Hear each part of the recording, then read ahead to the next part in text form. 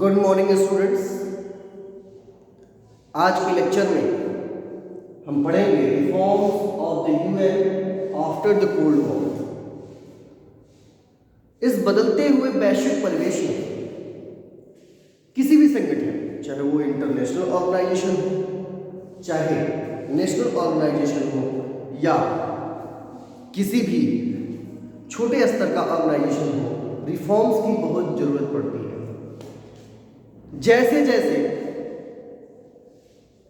सामाजिक संगठन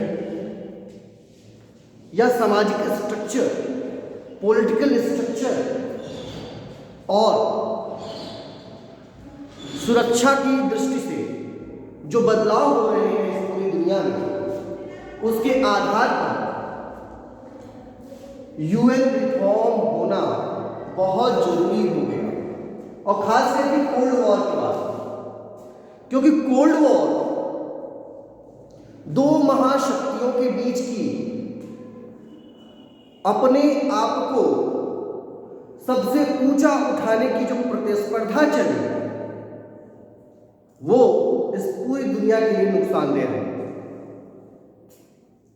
और इस प्रक्रिया में यूएन पर प्रश्न चिन्ह उठे, और प्रश्न चिन्ह उठना लाजमी था, क्योंकि यूएन के रहते कोल्ड वॉर होना और कोल्ड वॉर होने के बाद यूएसएसआर का अस्तित्व समाप्त हो जाना और अमेरिका का पूरी दुनिया पर वर्चस्व स्थापित हो जाना, यह बता रहा था कि यूएन जो है कहीं न कहीं कुछ शक्तियों के, खास करके अमेरिका की गोद में खेल रहा है। इसलिए उसमें रिफॉर्म की मांग उठना बहुत जरूरी था। रिफॉर्म के दो, खास करके दो बेसिक काइंड है, two basic kinds of reforms face the UN. Number one, reform of the organisation structures and processes. Reform करने की बात आई किसकी?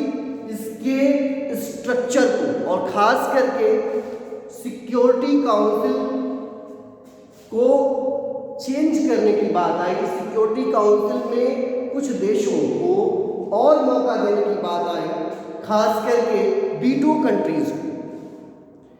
हम पहले ही पढ़ चुके हैं कि यूएन की सिक्योरिटी काउंसिल में 5 परमानेंट नेशंस हैं, लेकिन लगातार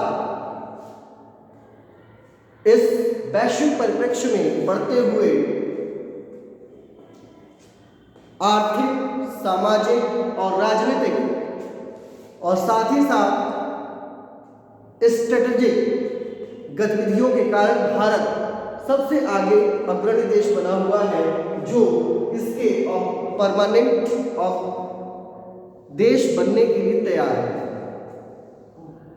भारत ही नहीं, पूरी दुनिया के नियर अबाउट 187 कंट्रीज ने भारत के समर्थन में वोटिंग किया कि भारत यूएन का परमानेंट देश बन सके। साथ ही साथ भारत यूएन का परमानेंट देश क्यों बने, इस पर भी प्रश्न चिन्ह जब उठता है, तब वहां पर हम देखते हैं कि भारत जो है पूरी दुनिया के लगभग 18% आबादी का, पूरी दुनिया की 18% आबादी वाला देश भारत अकेला है। इसलिए भारत की हिस्सेदारी वहां परमानेंट होनी ही चाहिए। इसलिए यूएन के स्ट्रक्चर, ऑर्गेनाइजेशनल स्ट्रक्चर को बार बार बदलने और रिफॉर्म करने की मांग लगातार चल रही है, और यूएन इस पर आगे काम करने की कोशिश करेगा।